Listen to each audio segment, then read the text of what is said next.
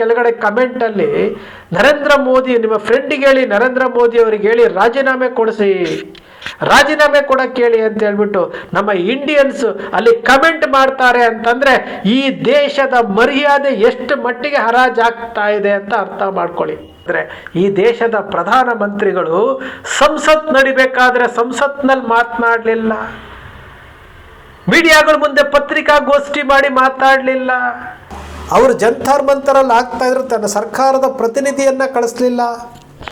ಆ ಸ್ಟೂಡೆಂಟ್ಗಳಿಗೆ ನಾನಿದ್ದೇನೆ ಅಂತೇಳಿ ಆರಂಭಿಕ ಹೋರಾಟ ಪ್ರಾರಂಭ ಆದಾಗ ಜಂತರ್ ಮಂತರಲ್ಲಿ ಇದೇ ರೀತಿಯಾದಂಥ ಇನ್ಸ್ಟಾಗ್ರಾಮ್ನಲ್ಲಿ ವಿಡಿಯೋ ಮಾಡಿ ಹೇಳ್ಬೋದಾಗಿತ್ತು, ನಾನಿದ್ದೇನೆ ನಿಮ್ಮ ಜೊತೆಯಲ್ಲಿ ಅಂತ ಹೇಳಬೇಕಾಗಿತ್ತು. ಅವಾಗ ಹೇಳಲೇ ಇಲ್ಲ. ನಮ್ಮ ದೇಶದ ಪ್ರಧಾನ ಮಂತ್ರಿಗಳು ಮಧ್ಯರಾತ್ರಿನಲ್ಲಿ ಇನ್ಸ್ಟಾಗ್ರಾಮಲ್ಲಿ ಲೈವ್ ಮಾಡ್ತಾರೆ. ಇನ್ಸ್ಟಾಗ್ರಾಮಲ್ಲಿ ಲೈವ್ ಮಾಡಿರುವಂತಹ ವಿಡಿಯೋಗೆ ಲಕ್ಷಾಂತರ ವ್ಯೂಸ್ ಅಂತೆ, ಕೋಟ್ಯಾಂತರ ವ್ಯೂಸ್ ಅಂತೆ. ಇದನ್ನ ಮೀಡಿಯಾಗಳು ಪ್ರೊಜೆಕ್ಟ್ ಮಾಡ್ತಾ ಇರುವಂಥದ್ದು. ನರೇಂದ್ರ ಮೋದಿ ಅವರ ಇನ್ಸ್ಟಾಗ್ರಾಮ್ ಖಾತೆಯಲ್ಲಿ ವಿಡಿಯೋ ಅಪ್ಲೋಡ್ ಆಗಿದ ತಕ್ಷಣ ಇಷ್ಟು ಕೋಟಿ ಫಾಲೋವರ್ಸ್ ಆದರೂ ಜಗತ್ತಿನಲ್ಲಿ ಒಂದು ಟ್ರೆಂಡ್ ಆಗೋಯ್ತು ಅಂತೇಳಿ ಮಾರಿಕೊಂಡ ಮಾಧ್ಯಮಗಳು ಇದನ್ನು ಪ್ರಸಾರ ಮಾಡ್ತಾ ಇದ್ದಾವೆ. ಅಂತಂದರೆ ಈ ದೇಶದ ಪ್ರಧಾನ ಮಂತ್ರಿಗಳು ಸಂಸತ್ ನಡಿಬೇಕಾದ್ರೆ ಸಂಸತ್ನಲ್ಲಿ ಮಾತನಾಡಲಿಲ್ಲ, ಮೀಡಿಯಾಗಳ ಮುಂದೆ ಪತ್ರಿಕಾಗೋಷ್ಠಿ ಮಾಡಿ ಮಾತಾಡಲಿಲ್ಲ, ಅಥವಾ ಏನು ಆಫೀಸರ್ ಕುತ್ಕೊಂಡು ಮಾತನಾಡಲಿಲ್ಲ. ರಾತ್ರಿ 12 ಗಂಟೆಗೆ ಸೆಲ್ಫಿ ವಿಡಿಯೋ ಮಾಡಿ ಇನ್ಸ್ಟಾಗ್ರಾಮಲ್ಲಿ ಮಾತನಾಡ್ತಾರೆ, ಫ್ರೆಂಡ್ಸ್ ಅಂತಾರೆ, ಮೊದಲ ಬಾರಿಗೆ ಟ್ರೆಂಡ್ ಆಗುತ್ತೆ. ನರೇಂದ್ರ ಮೋದಿಯವರು ಪ್ರಧಾನಮಂತ್ರಿಗಳು ಇನ್ಸ್ಟಾಗ್ರಾಮಿಗೆ ಬಂದು ಅಂದ್ರ ತಕ್ಷಣ ಎಲ್ಲರೂ ಅದನ್ನು ನೋಡಿದ ತಕ್ಷಣವೇ ಅವರಿಗೆ ಒಂದು ರೀತಿಯಾದಂತಹ ರೋಮಾಂಚನ ಆಗಿ ಮಾರನೇ ದಿವಸ ಮತ್ತೊಂದು ವಿಡಿಯೋ ಮಾಡ್ತಾರೆ. ಇದು ನಮ್ಮ ದೇಶದ ಏನು ಅಧೋಗತಿ ಅಧೋಗತಿಯತ್ತ ಹೋಗ್ತಾ ಇದೆ ಅನ್ನೋದಕ್ಕೆ ತೋರಿಸ್ತಾ ಇರುವಂಥದ್ದು. ಒಬ್ಬ ಪ್ರಧಾನಮಂತ್ರಿ ಎಲ್ಲಿ ಮಾತಾಡಬೇಕು, ಒಬ್ಬ ಪ್ರಧಾನಮಂತ್ರಿಗಳು ಎಲ್ಲಿ ಮಾತನಾಡಬೇಕು, ಲೋಕಸಭೆ, ರಾಜ್ಯಸಭೆ, ಪತ್ರಿಕಾಗೋಷ್ಠಿನಲ್ಲಿ ಮಾತನಾಡಬೇಕು. ಇವರು ಏನು ಸ್ಟೂಡೆಂಟ್ಸ್ಗಳು ಹೋರಾಟ ಮಾಡ್ತಾ ಇದ್ದಾರೆ ಅಂತ ಗೊತ್ತಿದ್ದಾಗಲೂ ಸಹ ಅವರು ಜಂತರ್ ಮಂತರಲ್ಲಿ ಆಗ್ತಾ ಇದ್ರು ತನ್ನ ಸರ್ಕಾರದ ಪ್ರತಿನಿಧಿಯನ್ನ ಕಳಿಸ್ಲಿಲ್ಲ. ಆ ಸ್ಟೂಡೆಂಟ್ಗಳಿಗೆ ನಾನಿದ್ದೇನೆ ಅಂತೇಳಿ ಆರಂಭಿಕ ಹೋರಾಟ ಪ್ರಾರಂಭ ಆದಾಗ ಜಂತರ್ ಮಂತರಲ್ಲಿ ಇದೇ ರೀತಿಯಾದಂಥ ಇನ್ಸ್ಟಾಗ್ರಾಮ್ನಲ್ಲಿ ವಿಡಿಯೋ ಮಾಡಿ ಹೇಳ್ಬೋದಾಗಿತ್ತು, ನಾನಿದ್ದೇನೆ ನಿಮ್ಮ ಜೊತೆಯಲ್ಲಿ ಅಂತ ಹೇಳಬೇಕಾಗಿತ್ತು. ಅವಾಗ ಹೇಳಲೇ ಇಲ್ಲ. ಏನು ಮಾಡ್ತಾರೆ ಇವರು, ದೇಶದ್ರೋಹಿಗಳು ಅಂತ ಸೃಷ್ಟಿ ಮಾಡೋದಕ್ಕೆ ಮೀಡಿಯಾಗಳನ್ನು ಮುಂದೆ ಬಿಡ್ತಾರೆ. ಇವರು ದೇಶದ್ರೋಹಿಗಳು, ಇವರಿಗೆ ವಿದೇಶದಿಂದ ಫಂಡ್ ಆಗ್ತಾ ಇದೆ ಅಂತ ಹೇಳಿಸ್ಕೊಳ್ಳೋದಕ್ಕೆ ಬೇರೆ ಬೇರೆ ಏಜೆನ್ಸಿಗಳ ಮೂಲಕ ಮಾಡಿಸ್ತಾರೆ. ಕೊನೆಗೆ ಹೋರಾಟ ಜಾಸ್ತಿ ಹೆಚ್ಚಾದಾಗ ದೇಶಾದ್ಯಂತ ಯುವಕರು ತಿರುಗಿ ಬಿದ್ದಾಗ ಅನಿವಾರ್ಯವಾಗಿ ಬಂದು ಜನರ ವಿಷಯವನ್ನು ಡೈವರ್ಟ್ ಮಾಡೋದಕ್ಕೋಸ್ಕರವಾಗಿ ಇನ್ಸ್ಟಾಗ್ರಾಮ್ ಮೂಲಕ ಒಂದು ವಿಡಿಯೋ ಮಾಡಿ ಹಾಕ್ತಾರೆ. ನೀವು ಗಮನಿಸಿ ನೋಡಿ. ಒಬ್ಬ ಮೆಲೋನಿ ಜೊತೆಯಲ್ಲಿ ನರೇಂದ್ರ ಮೋದಿಯವರು ಮೆಲೋಡಿ ಚಾಕ್ಲೇಟ್ ಕೊಡ್ತಾರಲ್ಲ, ಅದನ್ನು ದೊಡ್ಡ ವೈರಲ್ ಆಗಿತ್ತು. ಅದನ್ನು ನಮ್ಮ ಮೀಡಿಯಾಗಳು ದೊಡ್ಡ ಸಾಹಸ ಅಂತ ತೋರಿಸ್ಕೊಂಡಿದ್ರು. ಅದೇ ಮೆಲೋನಿಯ ಇನ್ಸ್ಟಾಗ್ರಾಮ್ ಕೆಳಗಡೆ ಕಮೆಂಟಲ್ಲಿ ನರೇಂದ್ರ ಮೋದಿ ನಿಮ್ಮ ಫ್ರೆಂಡಿಗೆ ಹೇಳಿ, ನರೇಂದ್ರ ಮೋದಿ ಅವರಿಗೆ ಹೇಳಿ ರಾಜೀನಾಮೆ ಕೊಡಿಸಿ, ರಾಜೀನಾಮೆ ಕೊಡಕ್ಕೆ ಹೇಳಿ ಅಂತ ಹೇಳ್ಬಿಟ್ಟು ನಮ್ಮ ಇಂಡಿಯನ್ಸ್ ಅಲ್ಲಿ ಕಮೆಂಟ್ ಮಾಡ್ತಾರೆ ಅಂತಂದ್ರೆ ಈ ದೇಶದ ಮರ್ಯಾದೆ ಎಷ್ಟು ಮಟ್ಟಿಗೆ ಹರಾಜಾಗ್ತಾ ಇದೆ ಅಂತ ಅರ್ಥ ಮಾಡ್ಕೊಳ್ಳಿ. ಈ ದೇಶದ ಒಬ್ಬ ಪ್ರಧಾನಮಂತ್ರಿಗೆ ಒಂದು ಮೆಲೋನಿ ಹತ್ರ ಇನ್ಸ್ಟಾಗ್ರಾಮಲ್ಲಿ ಹೋಗಿ ನಮ್ಮ ನರೇಂದ್ರ ಮೋದಿ ಅವರಿಗೆ ರಾಜೀನಾಮೆ ಕೊಡಕ್ಕೆ ಹೇಳಿ ಅಂತ ಹೇಳ್ಬಿಟ್ಟು ಕಮೆಂಟ್ ಬಾಕ್ಸಲ್ಲಿ ಈ ಭಾರತೀಯರು ಬರೀತಾರೆ ಅಂತಂದರೆ ನಮ್ಮ ದೇಶದ ಪ್ರಧಾನಮಂತ್ರಿಗಳು ಯಾವ ರೀತಿ ಇದ್ದಾರೆ, ಯಾವ ಸ್ಟೇಜ್ಗೆ ಹೋಗಿದ್ದಾರೆ ಅಂತೇಳಿ ನಾವು ಅರ್ಥ ಮಾಡ್ಕೊಳ್ಬೇಕು. ಜವಾಬ್ದಾರಿಯುತವಾದಂತಹ ಪ್ರಧಾನಮಂತ್ರಿಗಳು, ಜಗದ್ಗುರು ಅಂತ ಹೇಳಿಕೊಳ್ಳುವಂತಹ ಪ್ರಧಾನಮಂತ್ರಿಗಳು, ನಾವು ಯಾವ ರೀತಿ ನಡ್ಕೊಳ್ಬೇಕು ಅಂತ ಗೊತ್ತಿಲ್ಲದಂತಹ ಒಬ್ಬ ಪ್ರಧಾನಮಂತ್ರಿಗಳು ಇವತ್ತು ಇನ್ಸ್ಟಾಗ್ರಾಮಲ್ಲಿ, ಇವತ್ತು ಸೋಷಿಯಲ್ ಮೀಡಿಯಾದಲ್ಲಿ ಅವರು ಬರುವಂತಹ ವಿಡಿಯೋಗಳಿಗೆ ಕೆಳಗಡೆ ಕಮೆಂಟ್ಗಳು ಬರುವಂಥದ್ದನ್ನು ನೋಡಿದ್ರೆ ನಿಜಕ್ಕೂ ಬಹಳ ಬೇಸರ ಆಗುತ್ತೆ. ವಿದ್ಯಾರ್ಥಿಗಳಿಗೆ ಇವತ್ತು ಗೆಲುವಾಗಿದೆ. ಧರ್ಮೇಂದ್ರ ಪ್ರಧಾನ್ ರಾಜೀನಾಮೆ ಕೊಟ್ಟಾಗಿದೆ. ವಿದ್ಯಾರ್ಥಿಗಳನ್ನು ತುಳಿಯುವಂತಹ ಕಾಕ್ರೋಚ್ ಅಂದರೆ ಜಿರಳೆಗಳನ್ನು ನರೇಂದ್ರ ಮೋದಿಯವರು ಕಾಲಿನಿಂದ ತುಳಿತಾ ಇರುವಂತಹ ಪೋಸ್ಟರ್ಗಳನ್ನು ಶೇರ್ ಮಾಡ್ತಾ ಇದ್ರು. ಭಾರತೀಯ ಜನತಾ ಪಕ್ಷದವರು ಶೇರ್ ಮಾಡ್ತಿದ್ರು.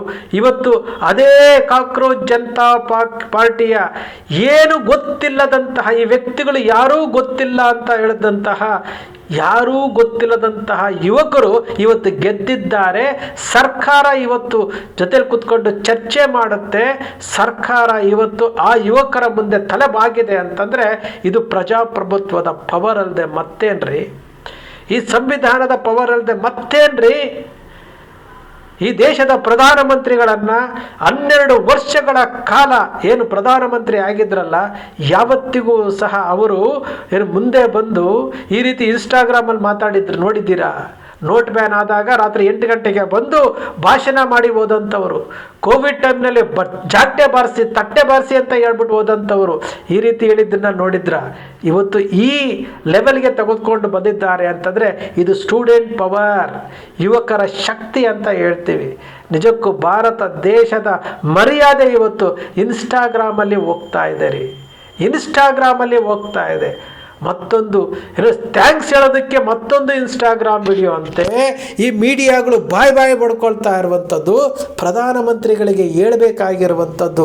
ಪ್ರಧಾನಮಂತ್ರಿಗಳೇ, ಅಧಿವೇಶನ ನಡೀತಾ ಇದೆ, ಅಧಿವೇಶನದಲ್ಲಿ ರಾಜ್ಯಸಭಾ ಲೋಕಸಭೆಯಲ್ಲಿ ನೀವು ಮಾತಾಡಬೇಕು ಪ್ರಧಾನಮಂತ್ರಿಗಳೇ ಅಂತ ಹೇಳಬೇಕಾಗಿತ್ತು.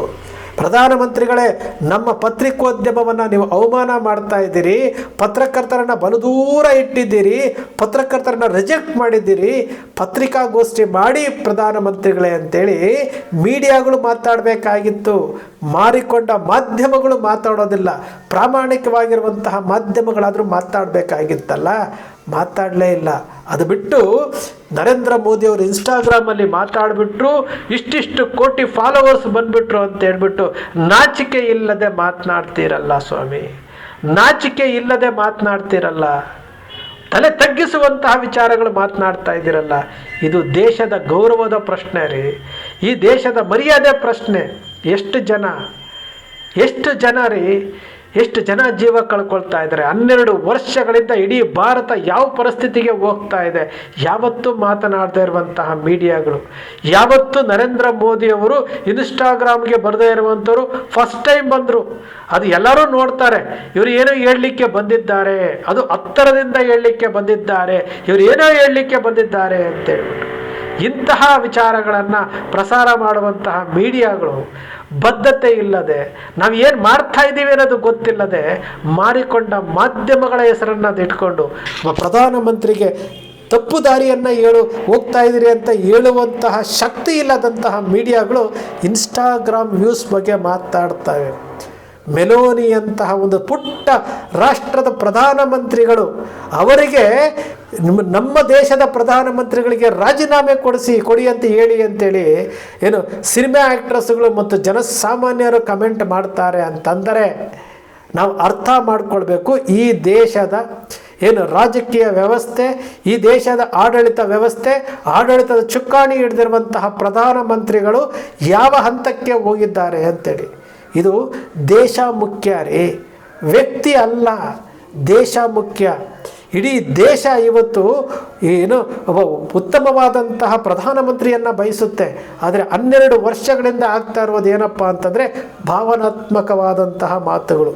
ಆದರೆ ಈ ಕಾಕ್ರೋಚ್ ಜನತಾ ಪಾರ್ಟಿಯ ಯುವಕರ ನಡುವೆ ಈ ಭಾವನಾತ್ಮಕ ವಿಚಾರಗಳು ವರ್ಕೌಟ್ ಆಗಲಿಲ್ಲ. ಇದು ಯಾವುದೂ ವರ್ಕೌಟ್ ಆಗಲಿಲ್ಲ. ಹಿಂದೂ ಮುಸ್ಲಿಂ ವರ್ಕೌಟ್ ಆಗಲಿಲ್ಲ, ದೇಶದ್ರೋಹ ವರ್ಕೌಟ್ ಆಗಲಿಲ್ಲ, ಫಾರಿನ್ ಫಂಡ್ ವರ್ಕೌಟ್ ಆಗಲಿಲ್ಲ. ಅಂತಿಮವಾಗಿ ಸಂವಿಧಾನ ಗೆದ್ದಿರುವಂಥದ್ದು ನರೇಂದ್ರ ಮೋದಿಯವರು ಬಂದು ಇನ್ಸ್ಟಾಗ್ರಾಮಲ್ಲಿ ಮಾತನಾಡಿರುವಂಥದ್ದು, ಮೆಲೋನಿಗೆ ಕಮೆಂಟ್ ಮಾಡಿ ರಾಜೀನಾಮೆ ಕೊಡಿ ಅಂತ ಹೇಳಿರುವಂಥದ್ದು, ಇವೆಲ್ಲವೂ ಸಹ ಈ ದೇಶ ಯಾವ ಸ್ಥಿತಿಗೆ ಹೋಗ್ತಾ ಇದೆ, ನಾವು ಎಚ್ಚೆತ್ಕೊಳ್ಳದೆ ಹೋದರೆ ಏನಾಗುತ್ತೆ ಅನ್ನೋದನ್ನು ತೋರಿಸ್ಕೊಳ್ತಾ ಇರುವಂಥದ್ದು. ಸ್ನೇಹಿತರೆ, ನಿಮ್ಮ ಅಕ್ಷರ ಮೀಡಿಯಾ ಸೃಷ್ಟಿ ಮಾಡೋದಿಲ್ಲ, ಕಲ್ಪನೆ ಮಾಡೋದಿಲ್ಲ, ವಾಸ್ತವದ ವಿಚಾರವನ್ನು ವಿಶ್ಲೇಷಣೆ ಮಾಡುತ್ತೆ. ನಿಮ್ಮ ಅಕ್ಷರ ಮೀಡಿಯಾದ ವಿಶ್ಲೇಷಣೆ ನಿಮ್ಗೆ ಇಷ್ಟ ಆಯಿತು ಅಂದರೆ ಸಬ್ಸ್ಕ್ರೈಬ್ ಆಗಲಿಲ್ಲ ಅಂದರೆ ಸಬ್ಸ್ಕ್ರೈಬ್ ಮಾಡ್ಕೊಳ್ಳಿ, ಪಕ್ಕದಲ್ಲಿ ಕಾಣುವಂಥ ಬೆಲ್ ಐಕಾನ್ ಪ್ರೆಸ್ ಮಾಡಿ, ಶೇರ್ ಮಾಡಿ, ಪ್ರೋತ್ಸಾಹ ನೀಡಿ.